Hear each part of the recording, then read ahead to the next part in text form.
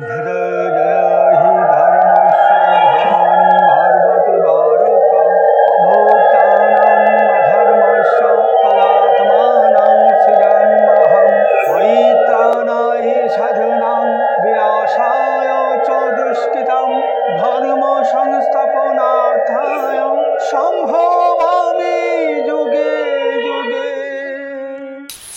বন্দে পুরুষোত্তম, বন্দে পুরুষোত্তম, বন্দে পুরুষোত্তম। আমার জীবন প্রতি সারথী পরম ব্রহ্মময় শ্রী শ্রী ঠাকুর অনুকূল চন্দ্রের শ্রী চরণে প্রণাম জানিয়ে শুরু করছি আজকের নিবেদন।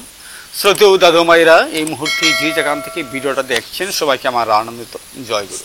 বাংলাদেশ থেকে মোহিনীনন্দন নামক একটি ইউটিউব চ্যানেলে পরিবেশনায় আপনারা দেখছেন শ্রী শ্রী ঠাকুর অনুকূল চন্দ্রের ভাবাদর্শে ধর্মকথা। শ্রদ্ধেয় দাদু মায়েরা, আমরা এই চ্যানেলের মাধ্যমে শ্রী শ্রী ঠাকুরের ইষ্ট কার্যকে, তার যাজনিক কর্মকাণ্ডকে, ঠাকুরের আদর্শ, ঠাকুরের বাণী পৃথিবীর সর্বস্তরে মানুষের কাছে পৌঁছে দিতে আমাদের এই প্রয়াস। আমরা প্রতিনিয়ত ঠাকুরের ভাবাদর্শের উপর ভিডিও ধারণ করে আপনাদের কাছে পৌঁছে দেওয়ার চেষ্টা করি। আমাদের এই প্রচেষ্টায় যদি কোনো ভুল ত্রুটি থেকে থাকে আপনারা ক্ষমা সুন্দর দৃশ্যে দেখবেন। আজকের যে বিষয়টি আমরা আপনাদের সামনে আলোচনা করতে যাচ্ছি, বিশ্বকবি রবীন্দ্রনাথ ঠাকুর, যিনি দুই দেশের জাতীয় সঙ্গীত লেখে ভারত বাংলার মানুষের কাছে চির অমর হয়ে আছেন, যিনি জীবদ্দশায় বাংলা সাহিত্যে গীতাঞ্জলি রচনা করে নোবেল পুরস্কার পেয়েছিলেন, যিনি একাধারে কবি, সাহিত্যিক, গল্পকার, উপন্যাসিক, গীতিকার, শিল্পী, অর্থাৎ বহু গুণে গুণান্বিত সেই লোকটি, সেই বিশ্বকবি রবীন্দ্রনাথ ঠাকুর যখন শ্রী শ্রী ঠাকুর অনুকূল চন্দ্রের কাছে একবার ভাগ্যক্রমে সাক্ষাৎ করতে পেরেছিলেন, সেই সময় ঠাকুর এবং রবীন্দ্রনাথ ঠাকুরের মধ্যে অনেক কথোপকথন হয়েছিল, অনেক বিষয় নিয়ে আলাপ আলোচনা হয়েছিল। আমরা আজকে মূলত সেই বিষয়টা নিয়ে আমরা ভিডিও করছি না। ওই বিষয়ে ঠাকুর এবং রবীন্দ্রনাথ ঠাকুরের মধ্যে কি কি বিষয় আলোচনা হয়েছিল, যদি আপনারা এই বিষয়ে জানতে চান তাহলে আমরা কমেন্ট করে জানাবেন। আমি সেই বিষয় উপর, অর্থাৎ রবীন্দ্রনাথ ঠাকুর এবং আমার শ্রী শ্রী ঠাকুর অনুকূল চন্দ্রের মধ্যে কি ধরনের কথোপকথন হয়েছিল এই বিষয় নিয়ে আমরা নতুন আরেকটি ভিডিও করব।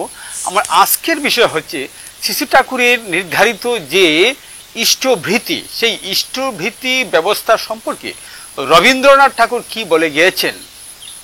ইষ্টভৃতিকে কেন্দ্র করে রবীন্দ্রনাথ ঠাকুর যে বক্তব্য দিয়েছিলেন সেই বক্তব্যটুকু আজকে আপনাদের সামনে আমি তুলে ধরতে যাচ্ছি। আশা করি যাদের বিষয়টি অজানা তারা অনেক আনন্দ পাবে, তারা অনেক কিছু জানতে পারবে। যিনি এত জ্ঞানের অধিকারী রবীন্দ্রনাথ ঠাকুর, তিনিও আমার ঠাকুর অনুকূল চন্দ্রের সেই ইষ্টভৃতি প্রথা নিয়ে কি বলে গিয়েছেন। আসুন আমরা শুরু করি, শুনুন। আর বলে রাখি বন্ধুরা, যদি ভিডিওটা ভালো লেগে থাকে তাহলে অবশ্যই ভিডিওটা একটা শেয়ার করে অন্যান্য গুরু ভাইদের মধ্যে দেখার সুযোগ করে দেবেন। এবং আপনি যদি আমাদের চ্যানেলে নতুন হয়ে থাকুন তো অবশ্যই চ্যানেলটি সাবস্ক্রাইব করবে, পাশে থাকুন। দেখি ঠাকুর কি বলে গিয়েছেন। চলুন তাহলে শুরু করি আজকে মূল আলোচনা। ইষ্টভৃতি প্রসঙ্গে বিশ্বকবি রবীন্দ্রনাথ ঠাকুরের একটি মন্তব্য বিশেষ প্রণিধানযোগ্য। এই ঋষিকবি জীবনে ইষ্টভৃতি রূপ মহাযজ্ঞের মাহাত্ম্য অনুভব করেই বোধহয় মন্তব্য করেছিলেন, সংসারে মাঝখান থেকে অন্তত একটা মঙ্গলের যজ্ঞ আরম্ভ করে দাও।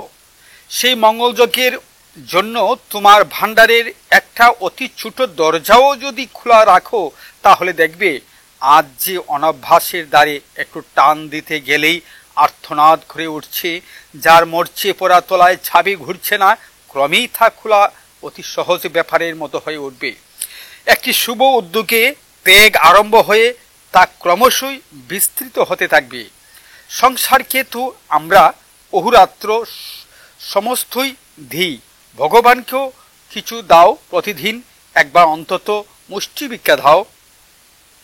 সেই নিস্পৃহ ভিখারি তার ভিক্ষাপাত্রটি হাতে হাসি মুখে প্রতিদিনই আমাদের দ্বারে আসছেন এবং প্রতিদিনই ফিরে যাচ্ছেন। তাকে যদি এক মুঠো করে দান করা আমরা অভ্যাস করি তবে সেই দানই আমাদের সকলের চেয়ে বড় হয়ে উঠবে। ক্রমে সে আর আমাদের মুঠোই ধরবে না, ক্রমে কিছুই আর হাতে রাখতে পারবে না, কিন্তু তাকে যেটুকু দেব সেটুকু গোপনে দিতে হবে।